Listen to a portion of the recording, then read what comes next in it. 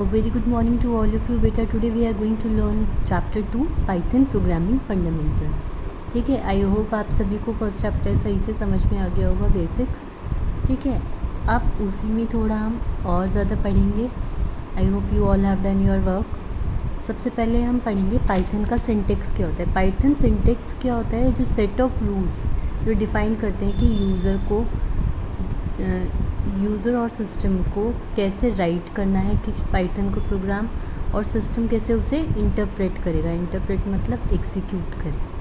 ठीक है, तो यानी कि लाइन बाय लाइन किस तरीके से यूज़र जो है वैल्यू देता है, इनपुट देता है, और कैसे उसको सिस्टम एग्जीक्यूट करके आउटपुट प्रोवाइड कराता है, उसको सिंटेक्स बेसिकली क्या कह देते हैं? पाइथन की ग्रामर बोल सकते हो आप. क्या बोल सकते हो? पाइथन की ग्रामर की किस तरीके से उसको लिखना है. ठीक है, तो पाइथन प्रोग्रामिंग में लैंग्वेज में जो हमारे डेटा टाइप्स हैं वो इनबिल्ट होते हैं बेटे. ठीक है, तो डेटा टाइप आपको डिफ़ाइन करने की ज़रूरत नहीं होती. डेटा टाइप क्या मतलब? जैसे इंटीजर, फ्लोट, ये डेटा टाइप्स होते हैं. क्या होते हैं, कैसे होते हैं, ये हम आगे पढ़ेंगे. फ़िलहाल बस इतना समझो कि डेटा टाइप इनबिल्ट होते हैं.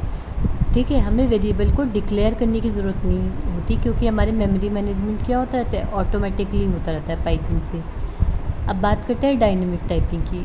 जो भी वैल्यू हम असाइन करते हैं वेरिएबल में, तो जो डाटा टाइप ऑफ वेरिएबल होगा वो सेम होगा as data type of the value, यानी कि वैल्यू ऑफ द वेरिएबल और type of the variable same होगा. ठीक है, तो पाइथन सपोर्ट क्या करता है? डायनेमिक टाइपिंग सपोर्ट करता है. जैसे अब इंटीजर है तो नंबर क्या होंगे? इंटीजर्स होंगे. 0 1 2 3. फ्लोट है तो डेसिमल नंबर्स होंगे, तब हम उसको क्या बोलते हैं? Floating point numbers. ठीक है, अब बात कर लेते हैं वेरिएबल और उनके टाइप की. वेरिएबल क्या है? वेरिएबल एक तरीके से एक कंटेनर है जिसके अंदर हम क्या वैल्यू स्टोर कर सकते हैं, जिसको आप कभी भी एक्सेस कर सकते हो, यानी कि उस वैल्यू को आप ले सकते हो, अपने प्रोग्राम में यूज़ कर सकते हो, या वैल्यू को कभी भी चेंज कर सकते हो, यानी कि एडिटिंग परफॉर्म कर सकते हो. ठीक है, तो एक वेरिएबल किस वर्ड से डिफ़ाइन किया गया है? वर्ड कहाँ से लिया गया है? वेरी से. वेरी मतलब जो चेंजेबल है. ठीक है, तो ये वेरिएबल जो है ये चेंज हो सकता है एग्जीक्यूशन ऑफ प्रोग्राम के दौरान भी. ठीक है, दैट इज़ जो वैल्यू ऑफ वेरिएबल है वो चेंज होती रहती है प्रोग्राम के एग्जीक्यूशन के टाइम. ठीक है, तो वो क्या है? एक तरीके से स्टैटिक नहीं है, फिक्स्ड नहीं है. ठीक है, तो पाइथन में जितने भी हमारे एलिमेंट्स होते हैं उनको हम एक ऑब्जेक्ट की तरह ट्रीट करते हैं. ठीक है, तो वेरिएबल को हम स्टोर करते हैं कंप्यूटर में, उसकी मेमोरी में. तो वेरिएबल एक नेम यूनिट है स्टोरेज की.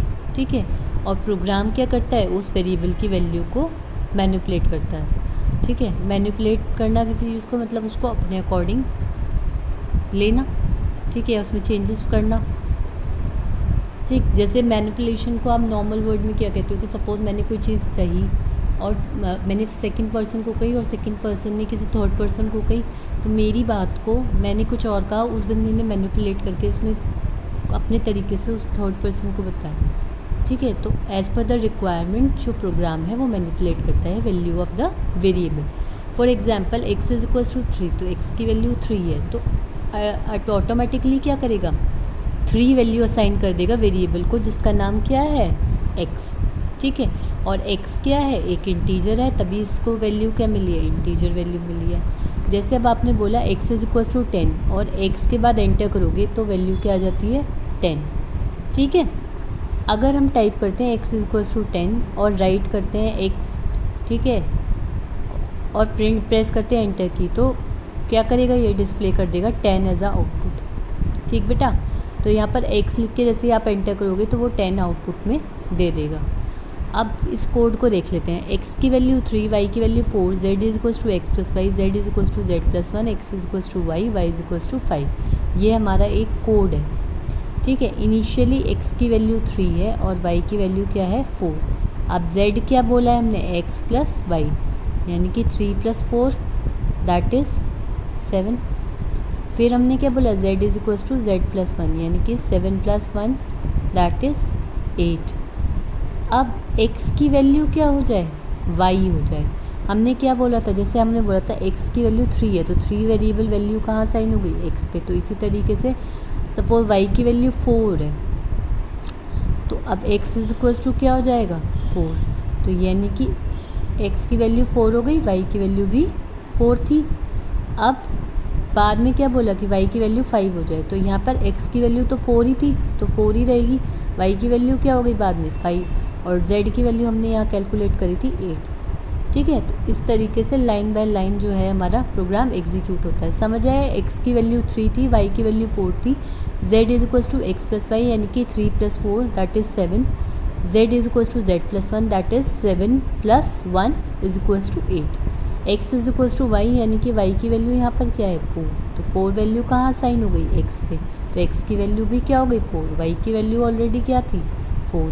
अब y की वैल्यू जब 4 थी तो 4 में हमने बोला, अब हमने क्या बोला कि y की वैल्यू क्या कर दी हमने 5, तो जब हम इसका फाइनल x y z की वैल्यू पूछेंगे तो x की वैल्यू 4, y की वैल्यू 5 और z की वैल्यू 8। ठीक है, अब बात कर लेते हैं प्रिंट स्टेटमेंट की। जब भी हमें डिस्प्ले करानी है, जो भी हम वैल्यू असाइन कर रहे हैं वेरिएबल को, उसको हमें डिस्प्ले कराना है तो शो कराना है एक तरीके से प्रोग्राम के अंदर, तो वो क्या हो जाता है प्रिंट स्टेटमेंट की मदद से होता है।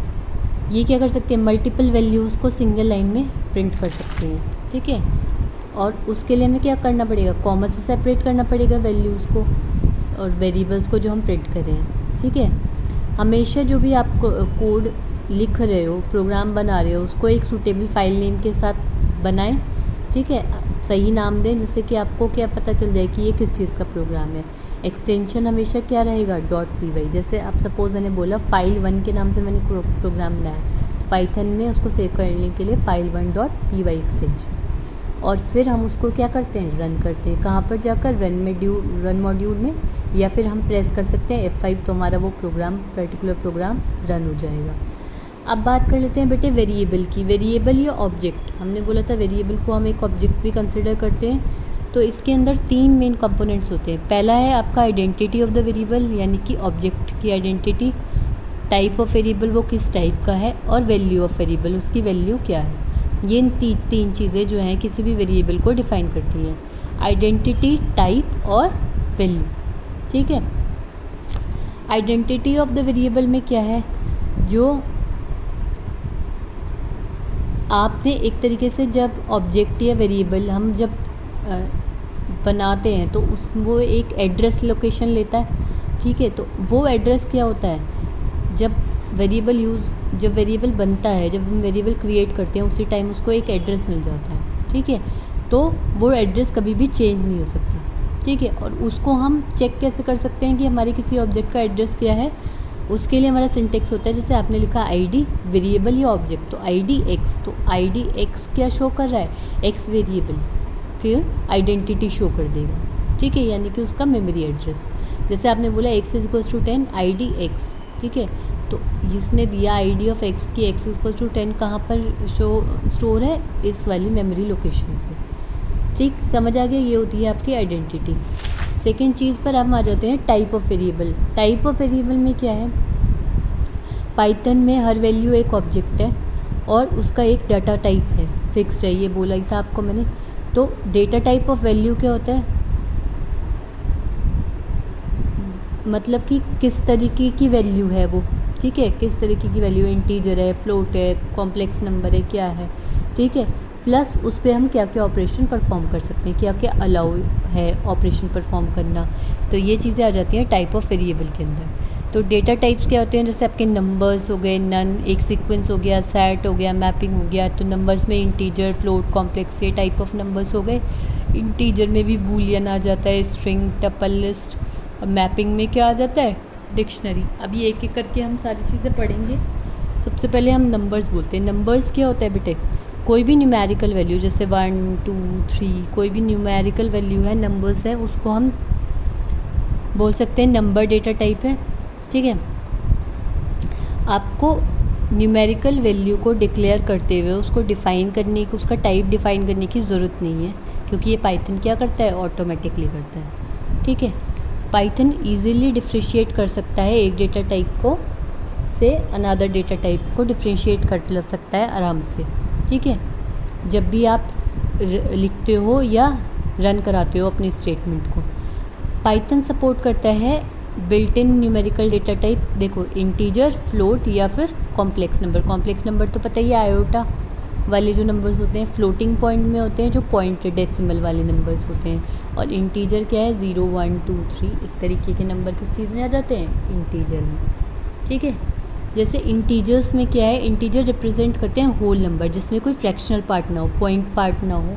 ठीक है, वो आ जाते हैं इंटीजर में। तो पॉजिटिव भी हो सकते हैं और नेगेटिव भी हो सकते हैं। इनका साइज़ अनलिमिटेड होता है पाइथन के अंदर। एग्जांपल्स क्या क्या हैं इंटीजर के, जैसे बोला -6 793 -255 4 0 2 3 4 6 6। तो ये सारे क्या हैं इंटीजर वैल्यू हैं। इंटीजर वैल्यू का मतलब बेटे क्या हो गया, कहीं भी पॉइंट नहीं आएगा, 2.0 इस तरीके से नंबर नहीं होगा, पूरा नंबर होगा 2। ठीक है, 3 इस तरीके से पूरा नंबर होगा। नेगेटिव भी हो सकता है और पॉजिटिव भी हो सकता है, और कितना भी साइज़ हो सकता है। ठीक है, तो रेंज क्या होती है -2147483648 से ये इसकी रेंज होती है। ठीक है, और लॉन्ग इंटीजर क्या होता है, इसकी रेंज कितनी भी हो सकती है, अनलिमिटेड रेंज हो सकती है, लेकिन ये डिपेंडेंट किस पे होती है, कितनी आपके पास मेमोरी अवेलेबल है। तो रेंज ऑफ इंटीजर डिपेंड करती है मेमोरी अवेलेबल मेमोरी पे। अब बात कर लेते हैं हम फ्लोटिंग पॉइंट नंबर्स की। फ्लोटिंग पॉइंट्स नंबर क्या होते हैं, जिन नंबर्स में फ्रैक्शनल पार्ट हो।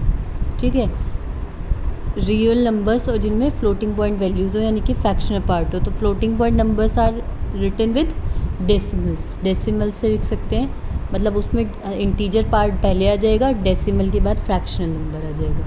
ठीक है, तो इस तरीके से हम इसको लिख सकते हैं। अब बात करते हैं बेटे कॉम्प्लेक्स नंबर्स की। कॉम्प्लेक्स नंबर्स क्या होते हैं, जैसे x + yj, ये आपने पढ़ाई है आयोटा वाली फॉर्म में। तो x क्या है यहाँ पर फ्लोटिंग नंबर्स है और रियल पार्ट है।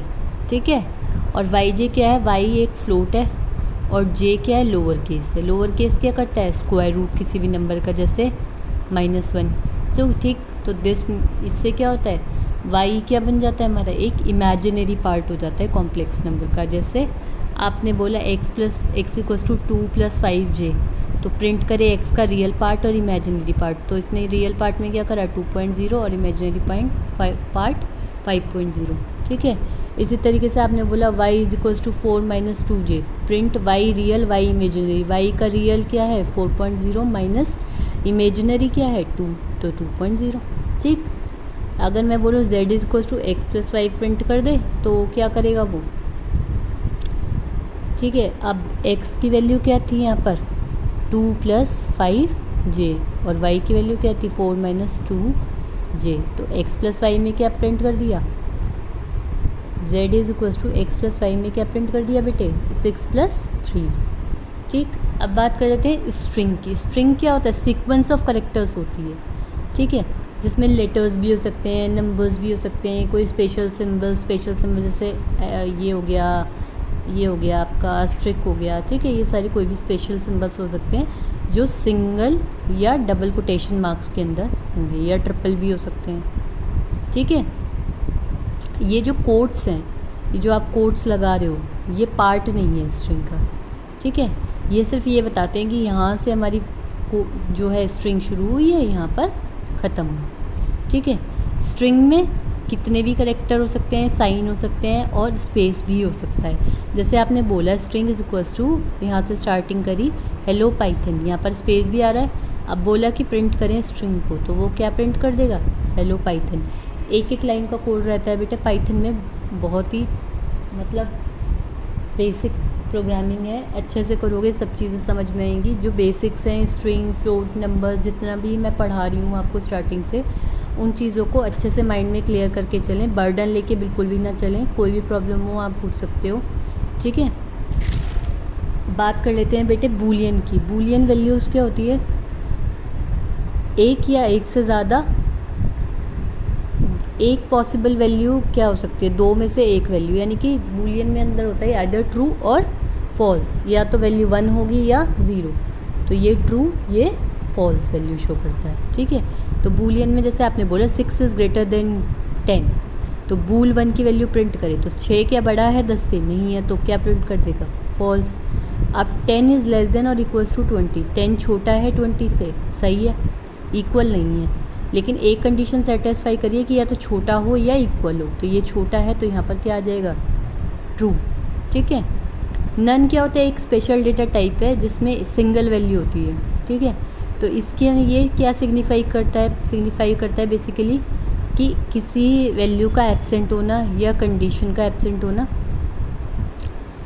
ठीक है। तो जब कोई भी वैल्यू सेटिस्फाई नहीं करेगी तो एंड में क्या आ जाता है, नन वैल्यू आ जाती है, नन प्रिंट हो जाता है, ठीक है। जैसे कि आपने बोला value 1 is equals to 20, value 2 equals to none, तो वैल्यू 1 जब आप दोगे तो 20 आ जाएगा। वैल्यू 2 में आपने क्या है कि नन कोई वैल्यू नहीं है, तो वैल्यू 2 क्या हो जाएगा, कुछ भी नहीं डिस्प्ले होगा यहाँ पर। तो नन का मतलब क्या है कि नथिंग विल डिस्प्ले, ठीक है। किसी की भी वैल्यू आपने नन दे दी तो उसका मतलब उसकी कोई भी वैल्यू डिस्प्ले नहीं होगी। जैसे अब आपने बोला प्रिंट स्टेटमेंट हम डिस्प्ले कर सकते हैं, नन वैल्यू को भी डिस्प्ले कर सकते हैं। जैसे आपने बोला प्रिंट वैल्यू ऑफ 2, तो प्रिंट फंक्शन की मदद से अब प्रिंट स्टेटमेंट में आपने वैल्यू 2 की क्या दी थी, नन दी थी, तो वैल्यू 2 नन प्रिंट हो जाएगी, ठीक है। और सिंपल अगर वैल्यू 2 करके आप एंटर करते हो तो वो कुछ भी डिस्प्ले नहीं करेगा। लेकिन प्रिंट स्टेटमेंट को अगर प्रिंट स्टेटमेंट की मदद आप डिस्प्ले ही कराना चाहते हो नन की वैल्यू, तो उसके लिए आप किसको यूज़ कर सकते हो, प्रिंट स्टेटमेंट का यूज़ कर सकते हो। अब बात कर लेते हैं टाइप फंक्शन की। अगर आपको किसी भी वेरिएबल का टाइप पता करना है कि किस तरह की वैल्यू है, ठीक है, तो वहाँ पर हम क्या यूज़ कर सकते हैं, टाइप फंक्शन को यूज़ करते हैं। टाइप 10 क्लास क्या है इसकी, इंटीजर। टाइप 8.2 क्लास क्या है, फ्लोट, क्योंकि पॉइंट में नंबर है। टाइप 22/7, अब ये क्या हो गए, ये क्या हो जाएगा बेटे, ये भी हमारा क्या हो जाएगा, फ्लोट हो जाएगा, क्योंकि फ्रैक्शनल वैल्यू आएगी, ठीक है। अब अगर यही चीज़ हमारी डबल कोट्स में होती ABC सपोज, तो ये क्या हो जाती, क्लास हो जाती इसकी स्ट्रिंग, ठीक है। जैसे आपने बोला टाइप 2, तो क्लास क्या होगी, बूलियन क्लास होगी, ठीक है। तो ट्रू क्या है, ट्रू और फॉल्स क्या था, बूलियन थी, समझ आ गया। इसको हम ऑल्टरनेटिवली ऐसे भी लिख सकते हैं, जैसे आपने बोला x is equals to 10, type करें टाइप ऑफ x, तो क्या क्या बता दिया उसने, क्लास क्या है उसकी, इंटीजर है। x इज इक्वल्स टू 30.5, तो प्रिंट x, तो 30.5 x की वैल्यू प्रिंट करनी है तो क्या आ जाएगा 30.5। x is equals to hi, type x, तो क्लास क्या आ गई इसकी, क्योंकि डबल कोट्स के अंदर है, तो ये क्या हो गई हमारी स्ट्रिंग हो गई। आपने बोला टाइप XYZ, तो क्लास क्या हो गई उसकी, स्ट्रिंग, ठीक है। तो ये कुछ चीज़ें हैं। अब बात कर लेते हैं बेटे वेरिएबल की वैल्यू की। वेरिएबल एक तरीके से नेम वैल्यू को एक वैल्यू असाइन करना, नेम वैल्यू को वेरिएबल को एक वैल्यू असाइन करना, ठीक है। तो जैसे हम उसके लिए हम क्या यूज़ कर सकते हैं, ये जो है ये यूज़ करते हैं असाइनमेंट ऑपरेटर। इक्वल्स टू को हम यहाँ पर क्या बोल रहे हैं, असाइनमेंट ऑपरेटर, यानी कि अगर हमने लिखा है x इक्वल्स टू 3, तो 3 वैल्यू किसको जाकर असाइन हो गई, x को, ठीक है। इसको हम क्या, इस प्रोसेस को हम क्या बोलते हैं, building of a variable, variable को बिल्ड करना, ठीक है। जैसे अब असाइनमेंट ऑपरेटर इक्वल्स टू आपको पता ही है, तो जो असाइनमेंट ऑपरेटर क्या होता है, असाइनमेंट ऑपरेटर की मदद से हम वैल्यू असाइन करते हैं किसी भी वेरिएबल को। जैसे आपने बोला math is equals to 87, print करें मैथ्स, तो मैथ्स की वैल्यू क्या हो गई 87, मैथ्स क्या है हमारा नेम ऑफ द वेरिएबल, और 87 क्या हो गई वैल्यू ऑफ द वेरिएबल, ठीक है। तो ये चीज़ें हैं, और इसके बारे में जो है बाकी हम नेक्स्ट क्लास में पढ़ेंगे। अभी के लिए इतना ही। हैव अ गुड डे बेटा। और ये सारा वर्क अपनी कॉपी में नोटबुक में नोट डाउन कर लेना। कोई भी प्रॉब्लम हो तो आप मुझसे पूछ सकते हो, ठीक है। Have a good day.